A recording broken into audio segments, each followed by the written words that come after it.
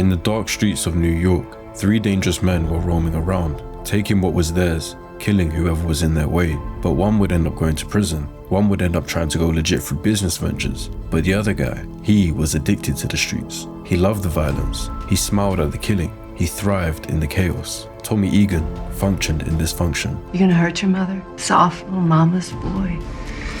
What do you think happened to Holly, man? Shut up! My life was good. Real good.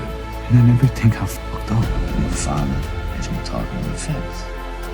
What I wanted was for everything to go back to what it was. His mind fascinates viewers instantly, as he seems charming whilst also being a cold-blooded killer. His life is far from normal, and his dark psychology is one that requires deep analysis. This is the dark psychology of Tommy Egan. He is my family. You're the best son that a father could have. I will be the son, even though you could never be the father.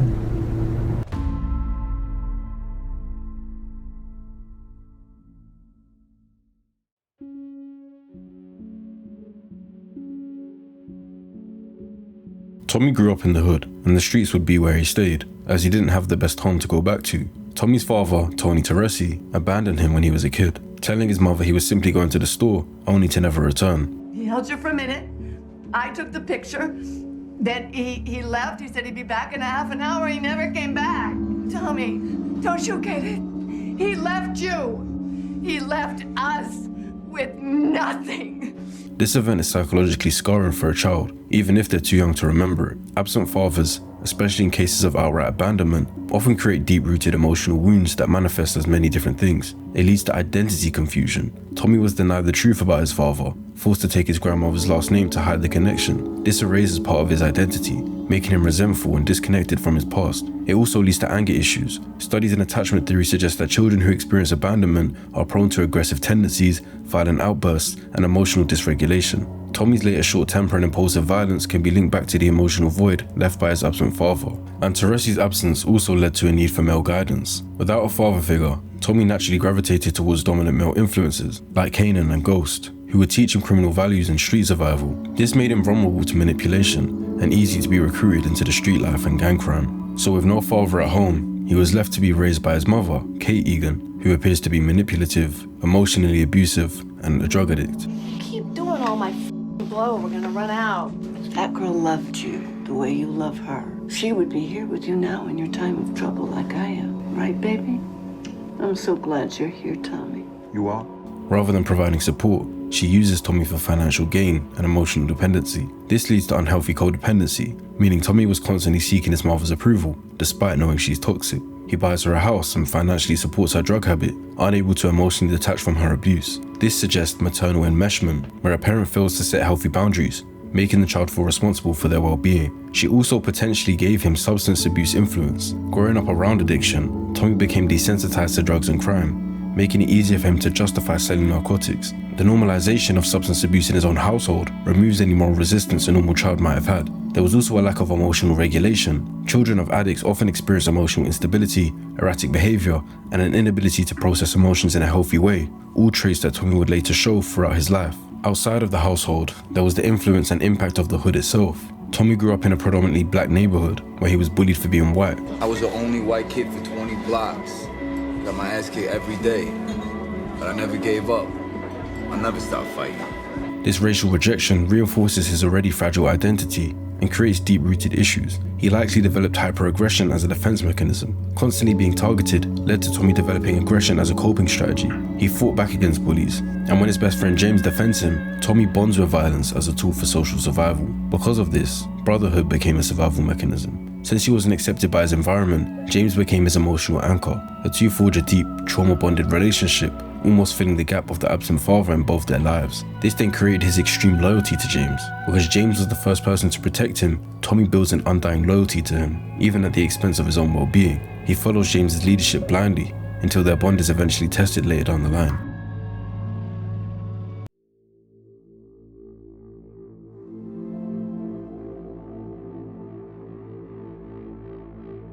Tommy didn't have a normal adolescence. He was exposed to the street life, drugs, and organized crime at an early age, largely due to Kanan and also James, who had developed the street name of Ghost. All the hustling, all the work, from working the corner for Breeze and Kanan, it brought us here.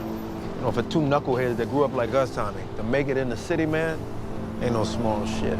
For Tommy, this created a street soldier mentality, shaping him into an enforcer rather than a strategist. He had Kanan as a criminal mentor, and Kanan was the alpha predator in the streets, ruthless, manipulative, and violent. He taught Tommy how to kill, how to sell drugs, and how to operate with a gangster mindset, grooming him for the criminal underworld. Tommy's only legit job was working as a bouncer in a strip club, where he admitted he could fire as many people as he wanted. This further reinforces how aggressive Tommy became, showing that even in a legal job, he sought out violence as a source of power and control. He developed a love for violence. This was shown when Ghost later wanted to build a clean empire through legitimate businesses like his nightclub, but Tommy was more focused on the raw, brutal side of drug dealing. I got enough money, Tommy. You got enough money. Maybe we split the cash in there right down the middle. And then you and me are set, partner. We're set. And there it is. There it f***ing is. Get out the light. Somehow I knew this was gonna lead back there. We ain't getting out the light, Ghost. What if it could be more than that, though, man? What if it's our retirement plan? You mean we grow up, go legit, live happily ever after? I'm sorry. We've been hustling together our whole lives. He lacked the strategic vision that Ghost had, instead thriving in street violence, intimidation, and enforcer roles. Despite being raised in a toxic, unstable household, Tommy clings onto any form of family structure, leading him to treating Ghost's family as his own, becoming their Uncle Tommy, and forming deep emotional ties with them. Oh, come on, Uncle Tommy, you're supposed to have my back. Is this some sped up mode or something? I don't remember it being as fast. However, this dependency would make him emotionally reactive when these bonds were later threatened. He would immediately prefer his criminal brotherhood over his traditional family. Without a proper home life, Tommy replaces family with street loyalty. To him, Ghost, Kanan, and the criminal network are more important to him than blood relatives. This later creates violent conflicts when Ghost or others betray him. This is also because he's developed a fear of abandonment. His father left, his mother is unreliable, and his only real family is Ghost. This fear of abandonment fuels his possessiveness over Ghost and causes extreme emotional reactions when their partnership is threatened. One of the earliest indicators of Tommy's dark psychology is his automatic reliance on violence to handle conflict, first shown during the kidnapping and murder of Miguel Alvarez. Instead of finding alternative solutions, Tommy's default method of retaliation is violence. When Ghost orders him to let Maria go before killing Miguel, Tommy doesn't bat an eyelid or seem distressed at all, as he wanted Miguel to die, showing his emotional detachment from violence. He doesn't overthink murder, it's just a part of his job. He also has low empathy for victims. He has no moral struggle with kidnapping or executing threats. He and Ghost had a business partner named Ruiz, and despite them not having clear confirmation that Ruiz betrayed them, Tommy still hired some Jamaican hitmen to kill Ruiz, but it wasn't successful. This shows poor strategic thinking. He reacts emotionally rather than critically analyzing the situation. Otherwise, he would have taken his time and figured out it wasn't Ruiz. Tommy's approach to violence isn't just about business, it's personal. He enjoys the power, fear, and dominance it grants him, reinforcing his psychopathic traits.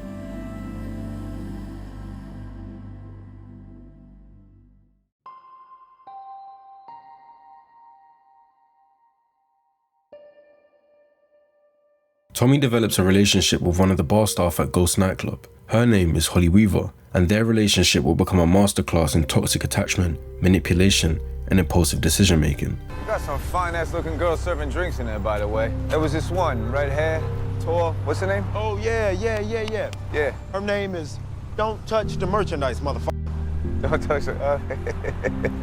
Tommy falls for Holly almost immediately, despite Ghost telling him to stay away, showing signs of emotional impulsivity and obsession. Holly, who is naturally manipulative and enjoys the chase, plays hard to get, which feeds Tommy's need for control and dominance. Hey, what's your name? Why would that matter? I want to know more about you, that's all. Hey, listen, what do I need to say here? I don't know. Come up with something. See you later, boss. When was the last time you asked a girl out on a real date? Do you even know how? Can I take you to get some breakfast, Holly? Good night, boss. Tommy aggressively pursues her, making it clear that once he's fixated on someone, he doesn't take no for an answer. This reveals possessiveness. He wants Holly because she initially resists him, triggering his need to win, but also his insecurity and need for validation. Despite his bravado, Tommy subconsciously seeks affirmation through dominance. However, he does end up winning her over, and their relationship starts. When Holly discovers Tommy's drug money, she's angry that he lied to her. However, instead of being afraid or rejecting him, she embraces it once he confesses the truth. Tommy, rather than feeling guilt or remorse, feels relief and happiness because he has now found someone who accepts his criminal nature without judgment. You wanted the truth. Yeah, I did. So what you think? I'm a f***ed up thief, and you are a crazy drug dealer. I think you and I were made for each other. The moment Holly admits that she's a thief, Tommy is even more attracted to her because now they share a dark psychology connection. This is what's called criminal compatibility. Deep down, Tommy isn't looking for a good girl. He wants someone who mirrors his chaotic nature. However, this leads to toxic bonding. Instead of making each other better, they encourage each other's worst instincts. This relationship is not built on love, it is built on a shared toxicity and even the bits of danger that come out of it. That was awesome. What are you talking about? I snatched it from his neck. But another woman who was causing problems in his life was Angela Valdez. Angela and Ghost had dated in high school, but despite Ghost now having a wife and 3 kids, they started seeing each other again. Tommy immediately warns Ghost to leave Angela alone, not just because of the potential danger, but because he sees it as a threat to their brotherhood. Angela Valdez came into the club last night. From high school? Wow. Now is she married now? She got kids? No ring, didn't say nothing about kids. Did you tell her about yours? We didn't talk that long. Oh, shit. What's that supposed to mean? What that means is, what are you thinking about doing? Tasha's a good woman, man. You ain't never f***ed around on her before. Why do you want to go sniffing around pussy from high school? Tommy, first of all, I know me and Tasha got a good thing. I'm not trying to f that up. It's just got me thinking, you know, about the road not traveled, that's all. The road not traveled? Okay, what more do you want? I want to see how Angela turned out. No, you already saw how she turned out. Anything else is just you trying to heal wounds from childhood. He fears that Ghost rekindling his romance with Angela will weaken their bond and change their priorities. His words are less about Tasha's safety and the feelings as Ghost's wife, but more about keeping Ghost's attention on him and the drug business. Tommy operates under the illusion that their brotherhood is unbreakable, and when Ghost starts making independent moves, it triggers Tommy's fear of being left behind. If Tasha ever found out that you were nailing another broad, she'd blow up your family and our whole game. She'd take you to the cops just to see your cheating ass rot in prison. First of all, lower your voice, man. Secondly, Tasha wouldn't do that. And thirdly, she ain't gonna know shit because you ain't gonna tell her shit. Tommy's increasing paranoia and impulsive decision-making start to become his biggest liabilities. The moment Tommy realizes that Anja is an AUSA prosecutor, his first reaction is to try and kill her, reinforcing his extreme fear of exposure. He sees Angela as a threat to his existence, rather than considering alternative solutions, so he immediately resorts to violence. He doesn't attempt to manipulate or silence Angela another way. His instinct is immediate elimination. However, when Tommy breaks into Angela's apartment and sees Ghost's luggage, he jumps to the conclusion that it's Ghost who's betraying him. Without verifying, he immediately hides out and plans to kill Ghost, which reinforces his paranoid tendencies. He assumes betrayal at the first signs of trouble. It's also a sign of possessive loyalty. Tommy is fine being in Ghost's shadow, but the idea that Ghost would leave him behind is intolerable. This is evident because he has a violent response to abandonment issues. Tommy doesn't just feel betrayed, he wants to kill the one person who has ever truly been his brother. I saw the bags in Angela's apartment. What you doing in Angela's what? Shut the f up, Ghost. You were leaving with her tonight. You were going to Miami. It had nothing to do with you. Bullshit! I went there to kill that bitch. To protect you. To protect us. But then I see that you're leaving with her. Because you made a deal with that Fed to sell me out. What? Angela, a federal prosecutor, a goddamn United States attorney. This moment cements Tommy's biggest psychological weakness. His undying loyalty turns into unhinged revenge when he feels abandoned.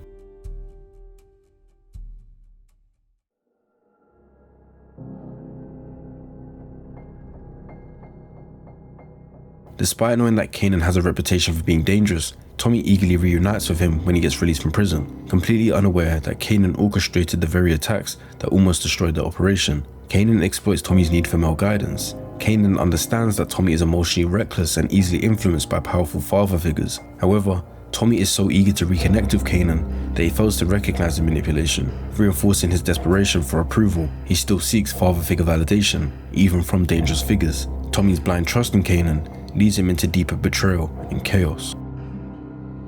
While getting intimate, Holly handcuffs Tommy to his bed and confronts him about Angela knowing Ghost's identity. and that they brought her in for questioning. The feds called me in for questioning. What the f? They were trying to have me flip on you, but I wouldn't say a f***ing thing about you. I would never do that, you know me. How could you not tell me about this? I'm trying to, I am. That if I could help her get Ghost, she would make sure that we would be safe. Safe? What the f are you talking about? Instead of engaging in a conversation, Tommy immediately reacts with violence, attempting to attack Holly as he believes that she spoke to the feds. Fuck! Get these cuffs off of me! I'm trying to save us. Wait, what? Right now, Ghost? Are you out of your mind? His first instinct is physical dominance, showing his short fuse and emotional instability as he swings from passion to rage instantly. After this, while he's still handcuffed to the bed, Holly leaves him and disappears for a while, breaking Tommy's heart. When Holly returns, Tommy initially threatens to kill her, but stops when she proves that Ghost was the one who forced her to leave. I'll give you a head start, because when I catch you, it ain't gonna be good. Ghost sent me away. I didn't want to leave you. He made me go. This reveals Tommy's deepest emotional wound. He doesn't want to be abandoned. Despite all the conflict, he lets Holly back in because she represents stability in his chaotic life. He doesn't truly forgive or trust her, he simply needs her to fill that emotional void. This is not love, it's codependency, fueled by a lack of self-worth and a fear of abandonment. But then things take a turn for the worse with his trust. When Tommy finally realizes that Kanan was behind the attacks, it's a devastating psychological blow. Sean put a gun in my head and tried to kill me last night. Kanan's orders. Bullshit. He's the one that hired the hitter, got Cruz killed, and shot Holly. That was Rolla. The hitter told me with her dying breath it wasn't. I suspected Kanan. Wasn't until last night I was sure. Why didn't he just cap us when he got out? Because he wanted the business back. He needed to learn how it worked, which you taught him. His whole worldview collapses. He trusted Kanan like a father figure. He told Ghost to execute Roller based on false information that Kanan fed them. He let Kanan manipulate him like a pawn. Tommy agrees to Ghost's plan to kill Kanan, but deep down, he now questions everything: Ghost's loyalty, power, and who he can trust. Tommy and Ghost's boss and drug kingpin Felipe Lobos had survived the stabbing and wanted revenge on Ghost. Lobos orders Tommy to kill Ghost, threatening to otherwise kill Tommy's dog, to kill Holly, and then to kill Tommy himself. Make it a very simple choice. Kill Fantasma and become my sole distributor, or I will kill the both of you, and the girl, and the dog. When Tommy delays his decision, Lobos has his men break into Tommy's apartment and kill his puppy, rushing Tommy to the side. Holly is then in his ear, telling him he needs to kill Ghost as soon as possible, putting him at a moral crossroads. Despite being violent, Tommy has a twisted sense of ethics. Ghost is his family, but Lobos will kill him if he refuses. Ghost and Tommy are working separately at this point anyway, so Tommy questions if he even needs Ghost. But while he appears to be thriving independently, there are psychological cracks in his newfound leadership. While Tommy can run the drug business, he lacks Ghost's intelligence and strategic foresight, making him more reactive than calculated, and he develops an insecurity about proving himself. Deep down, Tommy wants Ghost to acknowledge his success, even though he outwardly rejects him. But then, things get dark when Tommy murders Holly.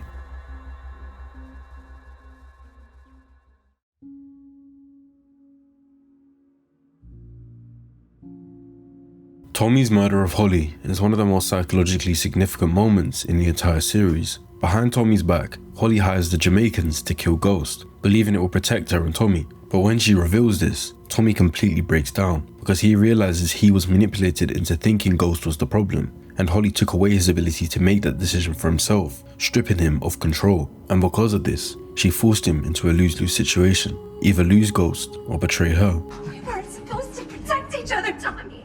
It was supposed to be about you and me. So you had him fucking killed, huh? Behind my back? Whatever it is between you and Ghost, Tommy, it's not normal. It's not normal the way you are. Bitch, you dumb. Now you gotta let me best, baby, because I'm all you got left.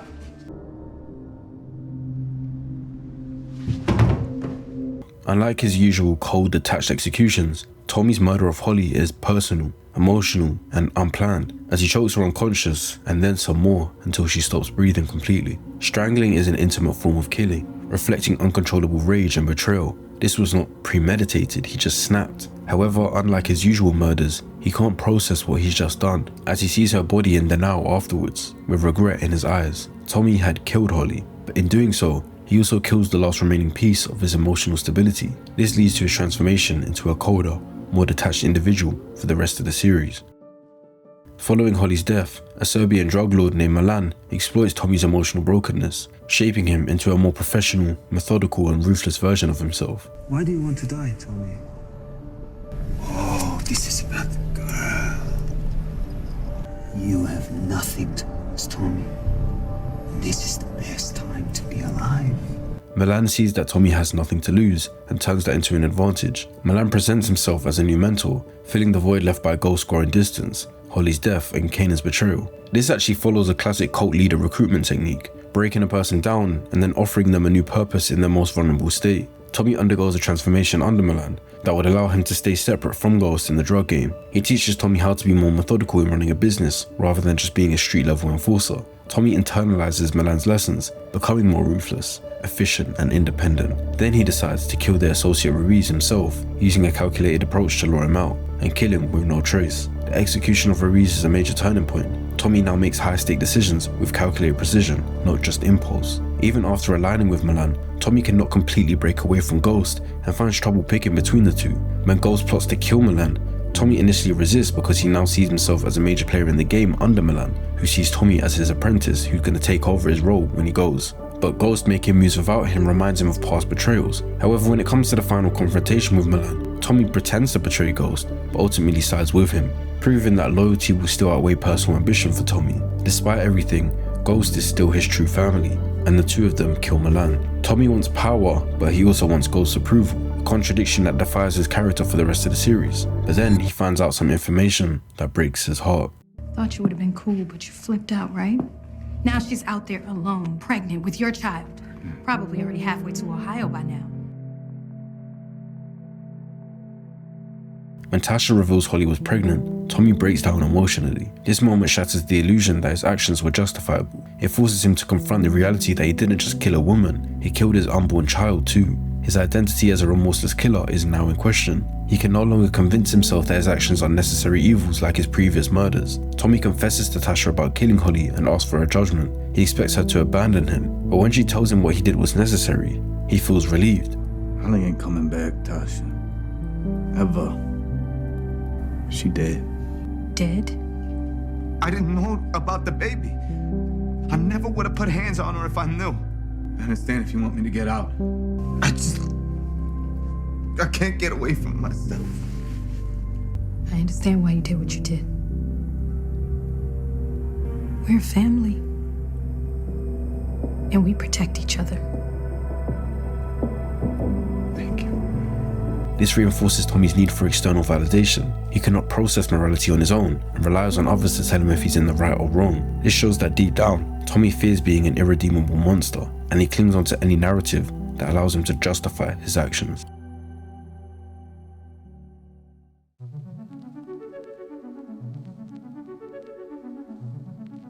One of the most psychologically defining arcs of his life is Tommy's discovery that Teresi is his father. Tommy had always sought out dominant male mentors to fill the void left by his absent father. Kanan, Milan, and Ghost all played this role in different ways, but each eventually abandoned or manipulated him. I don't know any other way to say this. I'm your dad. You're my son. And I want to meet you. My dad is dead, mother. It wasn't my choice not to be in your life. It was Kate's. When Teresi reveals himself, Tommy is immediately resentful but secretly hopeful. His deepest wound is the feeling that he was never truly wanted, and he sees Teresi as a chance to rewrite that. When Tommy confronts Kate about Teresi, she gaslights him and reinforces his childhood trauma. Maybe he knew your father. Maybe they talked about me. I don't know. But he left us, and he's dead. I don't want you thinking about it anymore, okay? I don't know what this Teresi wants you to do, but if I were you, I would stay away from him. That's our house in Flushing before we moved to South Jamaica. And that little baby right there, that little baby is me. So if my father is dead, who the f is Tony Teresi? And why the f is he holding me outside our house? If you lie to me one more time, Ma! Tommy physically threatens her, proving that his resentment towards her is nearly at a breaking point. Teresi, meanwhile, plays the perfect manipulator. telling Tommy exactly what he needs to hear to feel wanted. At this point, Tommy is caught in a psychological tug of war between his two parents. Kate represents his childhood pain and feeling of worthlessness, whereas Teresi represents the father he never had, offering him a sense of belonging, so he leans to the side of his father. Tommy chooses Teresi, cutting off Kate permanently, but fails to recognize that Teresi is playing him, just like every other male figure in his life. With Ghost temporarily out of his life, Holly gone, and Kate disowned, Tommy enters his most self-destructive phase yet. Tommy tracks down and brutally murders Holly's uncle with a baseball bat, as when Holly was alive, she told him that her uncle had molested her as a kid. And I know what you did to her. Every night when she lived with you when she was a kid. She was 9 years old, you motherfucker. Some girls are faster than others.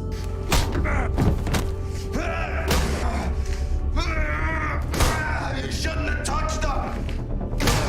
While this seemed like revenge, it's really a psychological projection of his own guilt. By blaming Holly's trauma for her actions, Tommy avoids accountability for his own, further delaying his emotional reckoning. Tommy starts using cocaine heavily, leading to impulsive decision-making and paranoia. But when Ghost's daughter and Tommy's goddaughter Raina is murdered, Tommy is consumed by guilt, realizing he was too high to protect his goddaughter, and his actions contributed to Ghost's world falling apart. I was there her whole life. You know, a godfather is supposed to be there to protect you. How the fucking good I was for her. Tommy, you can't blame yourself. If I wasn't high enough, shit, this never would have happened. At this point, Tommy has no stability left. His mental state is now driven purely by anger, loss, and a desire for control. Tommy wants to believe Teresi loves him, despite multiple warnings from Kate and Ghost that he's being used. His bonding moments with Teresi, such as visiting his grandparents' graves and meeting his father's old friends, create a false sense of security. It feeds into Tommy's deepest desire, to be wanted, to erase his painful childhood and replace it with a new family identity. This is classic emotional grooming. Teresi gives Tommy just enough validation and fatherly love to keep him emotionally invested, while secretly setting him up for betrayal. So when Vincent reveals Teresi's snitching, Tommy initially denies it. His entire emotional investment is at risk of collapsing. There's got to be some kind of mistake. I wish it was, but it ain't. It all checks out. Nah. We need you to take your father out. Out of here! Do you even hear what you asking me to do? Yeah, I do. I ain't asking. This is an order from the family. Dad, that ain't my family. That's your family. He is my family. You wanna trust this rat? You're gonna spend the rest of your life in a prison cell. He confronts Teresi, and while Teresi tries to justify himself, Tommy immediately sees through the lies. His lifelong paranoia about betrayal is confirmed once again. Tommy had been betrayed by Ghost, by Kanan, by Holly, and now by his own father. The deepest wound of all, he realizes that his father never truly loved him and only used him for survival. I thought we was family. We are family, okay? We don't know each other all that well, but... Don't. Listen, I'm just saying. Nah. You don't understand. I do understand. Stop. You got every right to be upset with me, but I gotta tell you, getting to know you, I couldn't be prouder. You're the best son that a father could have. I will be the son, even though you could never be the father.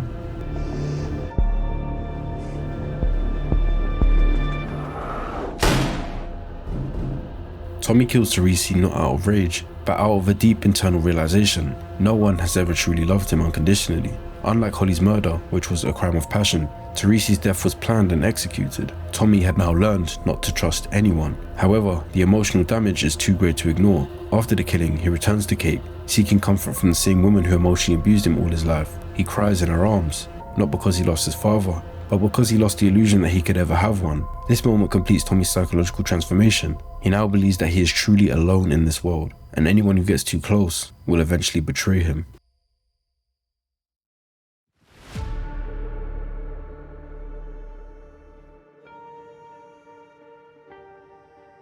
Tommy has always seen Ghost as his brother, but their relationship had been breaking down for years due to Ghost prioritizing Angela and his nightclub over their friendship. Tommy was realizing that Ghost doesn't view him as an equal, and that Ghost manipulated Tommy when it was necessary, and the most daunting manipulation of them all was revealed.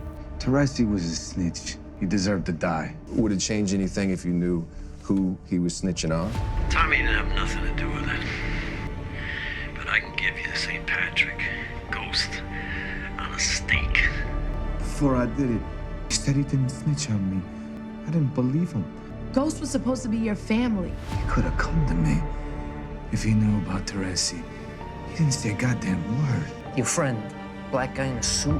He gave you those pictures so you would kill Teresi for ratting. No, he wanted you to do it. Tommy believed he was killing Teresi to protect himself, but when he discovers that Teresi never snitched on him or planned to snitch on him, only on Ghost, he realizes Ghost set him up to kill his own father and took away the one chance Tommy had at having a real father, to protect himself. This is Ghost's greatest betrayal. Because it was deeply personal, Tommy realizes that Ghost doesn't care about him as a person, only as a pawn to be controlled. This required revenge. I love you, Eddie.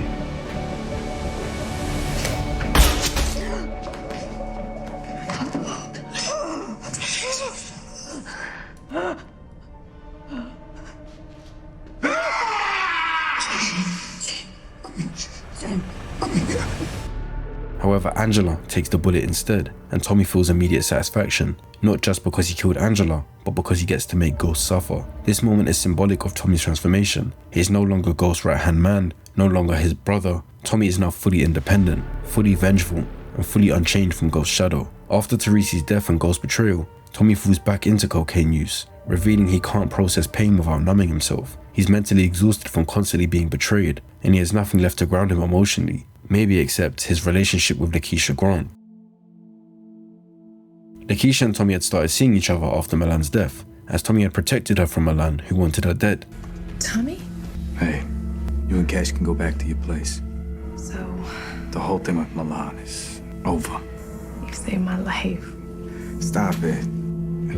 Lakeisha was excited by Tommy, and Tommy enjoyed her company. Tommy clings to Lakeisha, but it isn't really love, it's a desperate need for stability. After losing Holly, Ghost, and his father, Tommy just wants someone who will be loyal to him no matter what. He forces Lakeisha into the criminal world, but not because he can trust her, it's because he wants to control her and ensure that she can never leave him. He may be blind to this realization and might believe it's real love, but if Ghost, Teresi, Kanan, Kate, and obviously Holly were all still present in Tommy's life, he wouldn't need to latch onto the first person who opens up to him, which was Lakeisha. But despite this, the mission that Holly started needed to be finished by Tommy, to kill Ghost. Unlike previous conflicts, this is no longer about business or power, it's deeply personal. Tommy is now completely detached from any idea of reconciliation, and for the first time, he sees Ghost as someone who needs to die, not just be punished. This is only exemplified when Tommy begins a relationship with a Serbian drug trafficker based in Chicago named Jason Micic, and Jason forces Tommy into a toxic game of survival, using him as leverage against Ghost. This dynamic mirrors his relationship with Milan and Teresi, forcing Tommy's lifelong pattern of being controlled by powerful figures,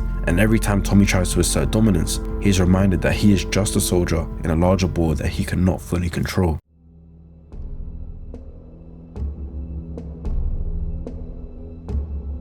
Aside from his war with Ghost, Tommy sees Lakeisha as his last chance for a normal life. She greatly appreciates him, and he takes care of her and her son Cash. He buys her a house in the suburbs to keep her safe from the streets, and provides her with everything she needs. Wanted to show you our new home. No way. Oh yeah. Tommy, how did you pull this off? Keisha, I'm always gonna provide for you and protect you. No one's ever gonna hurt you again. I love you. He enjoys this role of having someone to treat, someone who appreciates him and doesn't try to change him, and their relationship had real potential. So when she's murdered by Tasha, this is Tommy's final straw. So I have no idea who did this shit or what? I ain't sure. But I promise you I'm gonna find out who did this shit, and I'm gonna make it right. Unlike Holly's death, which was a crime of passion, Lakeisha's death is a betrayal, proving to Tommy that no one will ever allow him to be happy. This moment is the ultimate reinforcement of Tommy's self-destructive psychology. Every time he lets himself love someone, they die. He can never have a family of his own. Anyone connected to Ghost and Tasha will always bring him pain. At this point, Tommy doesn't just want revenge, he wants to burn everything down. When Tommy discovers it was Tasha that killed Lakeisha, he is moments away from killing her, but ultimately lets her live. Tommy, she pulled the gun on me. What would you have done? No matter what you say, Tasha, you still the one that pulled that trigger.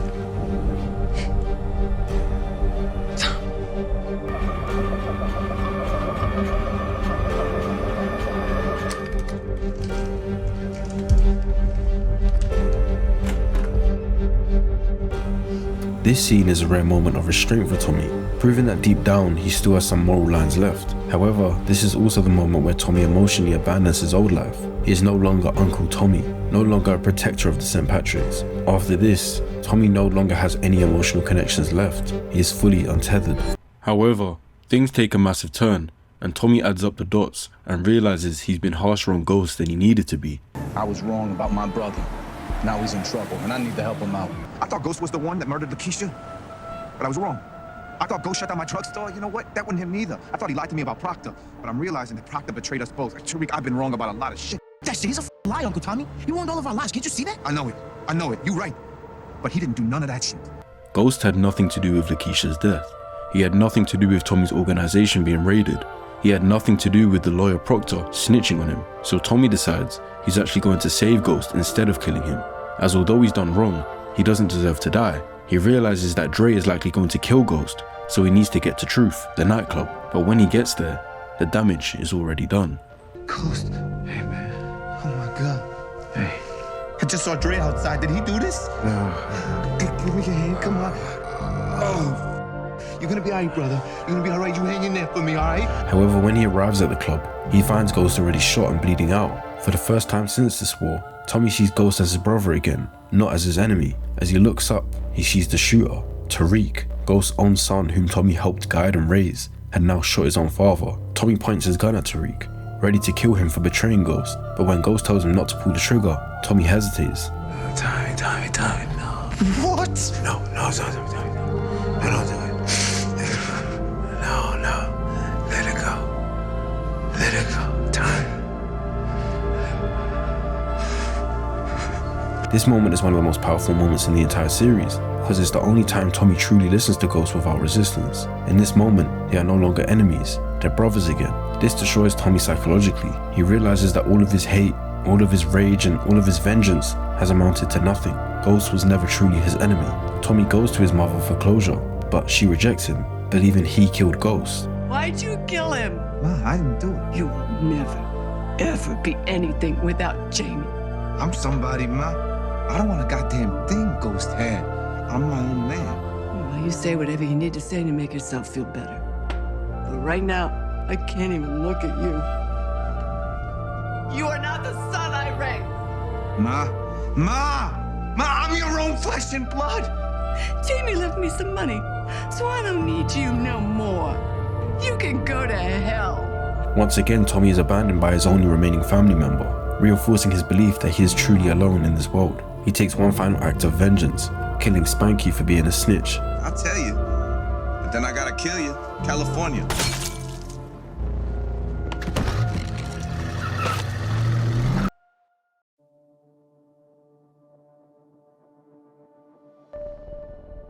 At the end of Power, Tommy Egan is no longer a right-hand man, a brother, a son, or a lover. He is a lone survivor, a self-made man, and a figure of pure destruction. This final transformation has three key elements. A. Embracing his lone wolf identity. Tommy has spent his entire life looking for belonging, whether in Ghost, in Lakeisha, in Teresi, or in a father figure. By the end of Power, he accepts that he's meant to be alone. This is both his greatest strength and his greatest weakness. He's unbreakable because no one can betray him anymore, but he's also a man with no purpose left. His revenge is complete and his enemies are dead. B. Leaving his past behind. Tommy destroys every loose end before leaving New York. He kills Spanky to ensure no snitches remain, and destroys the last evidence of his criminal past, which was his lawyer's daughter's recording. For the first time in his life, Tommy is free. He is no longer tied to Ghost Shadow, to the St. Patrick family, or to any past obligations. C. He's heading to California, and his final chapter can begin. Tommy drives away, listening to music, finally at peace with himself. This is the closest thing to a happy ending Tommy could have, a fresh start in a new city, where he answers to no one. However, there was some unfinished business. Tommy already lost Ghost, but learning that Tasha pinned Ghost's murder on him ignites a new level of fury. This confirms what Tommy had always feared. Tasha was never truly loyal to him, only to herself. At this point, Tommy no longer feels any brotherly attachment to the St. Patricks. They have all betrayed him in some way. Despite wanting to erase all ties to Ghost's world, Tommy refuses to kill Tariq, even though he despises him for killing his father. This isn't because Tommy still likes Tariq, but because he is a man of his word. This moment proves that deep down, Tommy still follows his own moral code, even when it clashes with his emotions. At the cemetery, Tommy watches as Tariq outmaneuvers him and having Monet as backup. Instead of reacting with anger, Tommy sees something familiar in Tariq, his tactical thinking. his manipulation, and his ability to stay ahead of his enemies. You see this bullshit right here? This shit exactly like him. Just like Ghost. Well, if I ever see you again, maybe by then I'll be worthy of his name, right? We ain't never gonna see each other again.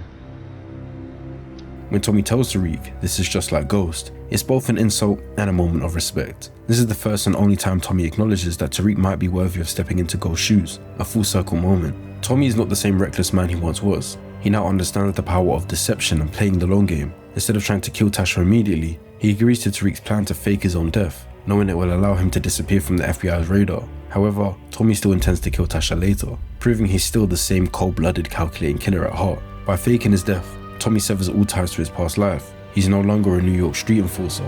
He is a ghost, free to reinvent himself. When I look at characters considered evil, I tend to draw them up against the dark tetrad, a psychology concept that is an expansion of the dark triad: psychopathy, narcissism, and Machiavellianism, with sadism added as a fourth trait. It represents the most extreme manifestation of malevolent personality traits, often found in dangerous criminals, power-hungry figures, and ruthless strategists. Tommy Egan throughout Power embodies many of these traits. However, the question is, does he fulfill all four of them to the extreme, or does his character contain contradictions that set him apart? Psychopathy is characterized by lack of empathy, impulsivity, aggression, and callousness. Tommy fully displays psychopathy in multiple ways. His remorseless violence, as Tommy has no issue killing people, whether it's for business, revenge, or personal issues. His impulsivity, as unlike Ghost, who is calculated, Tommy acts on emotion rather than long-term strategy.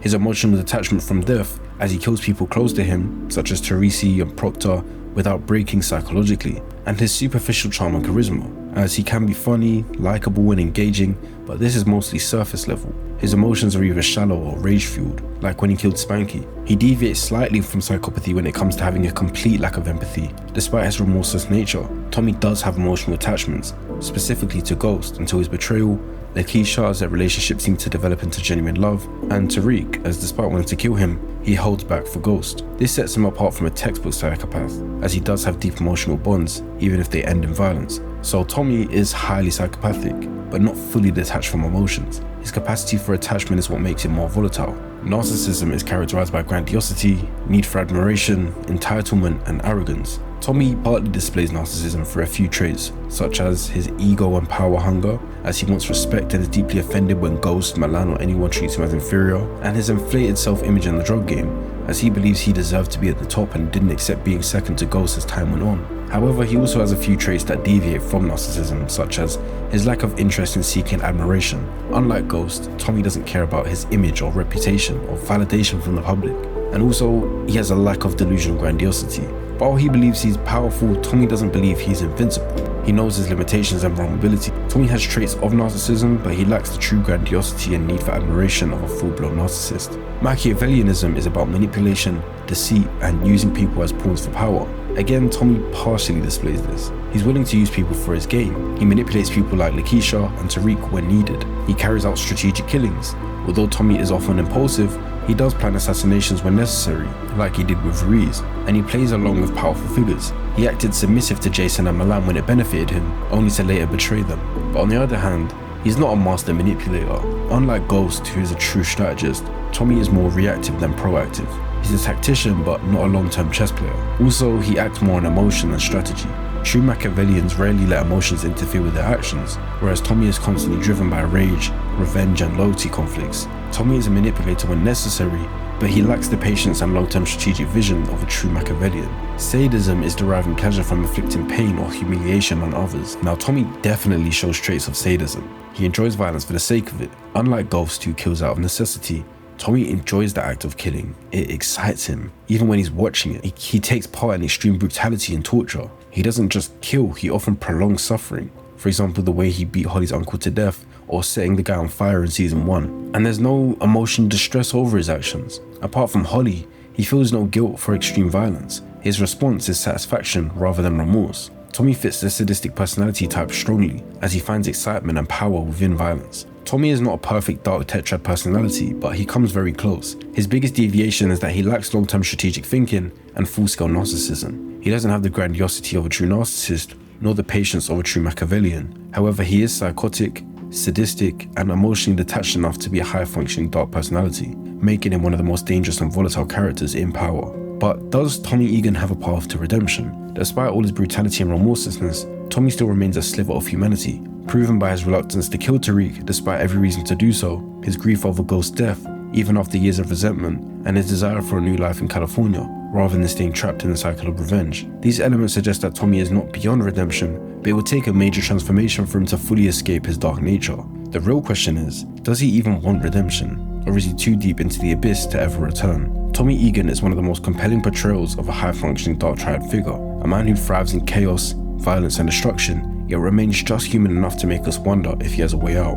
Whether he ever finds true peace or remains trapped in his own violent nature is the ultimate question of Power Book 4, Force, and when the third and final season of that releases, I'll make a part 2 of this video, discussing either the redemption or the downfall of Tommy Egan. If you enjoyed this video and want access to behind the scenes content, editing tutorials, plus other benefits, consider becoming a member of my Patreon. If not, then consider just giving this video a like and a comment. I appreciate you for making it to the end. I have been Jay Wisdom, until next time.